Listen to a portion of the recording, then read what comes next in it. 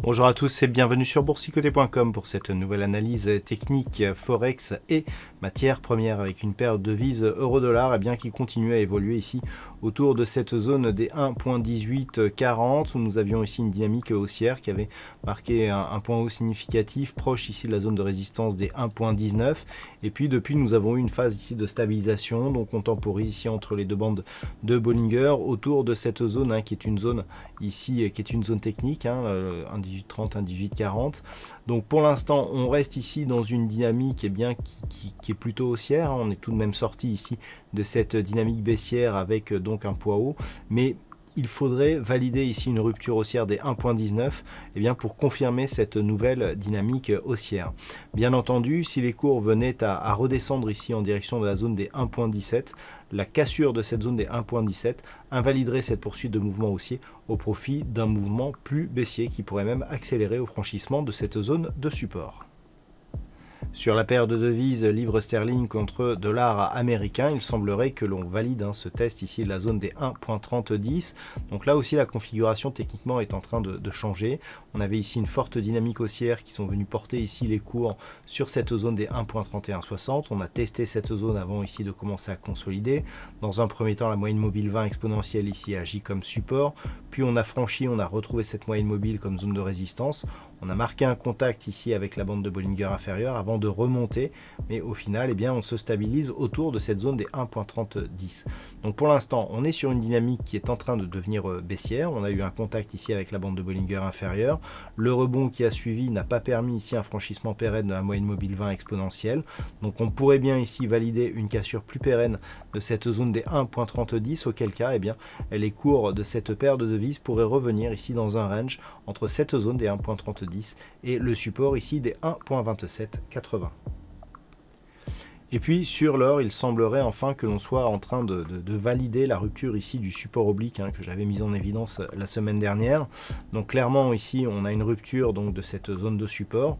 On revient ici sur l'ancienne zone de support qui agit bien ici comme zone de résistance et on commence à s'écarter. On peut aussi remarquer qu'après ici ces deux contacts sur la bande de Bollinger inférieure, la moyenne mobile 20 exponentielle ici par deux fois a agi comme résistance ici sur cette dynamique. Donc clairement on est en train de passer en dynamique baissière. Pour confirmer cela, il suffirait tout simplement de valider une cassure ici de cette zone des 1890 $ l'once, auquel cas nous aurions un objectif de poursuite ici en direction de ce support des 1875 $ l'once.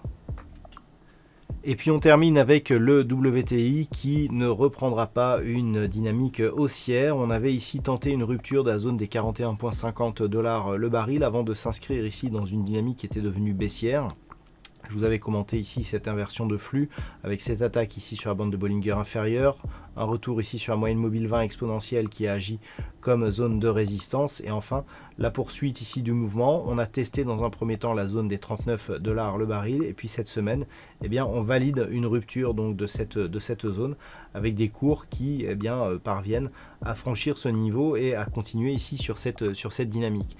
Donc clairement ici on est sur une phase après avoir tenté ici une première fois de casser ce support, on l'avait repris, on l'avait revalidé en tant que support, mais on n'était jamais revenu ici sur la zone des 43,50.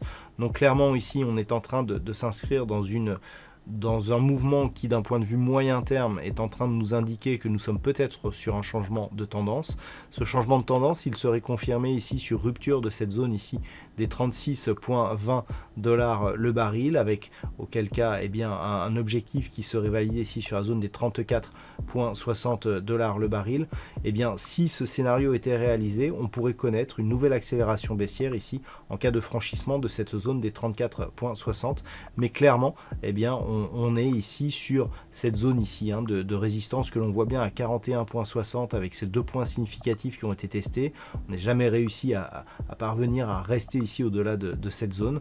Donc clairement ici, si on s'enfonce sur ces niveaux, avec notamment une possibilité de franchissement ici proche des 37 $ le baril, clairement on pourrait changer de dynamique et accélérer à la baisse, donc au franchissement 1 de cette zone ici des 37 et 2 de cette zone des 34,60 $ le baril.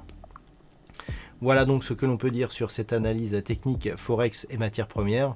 Passez une bonne soirée, on se retrouve dès demain pour d'autres analyses techniques, toujours sur le site boursicoté.com.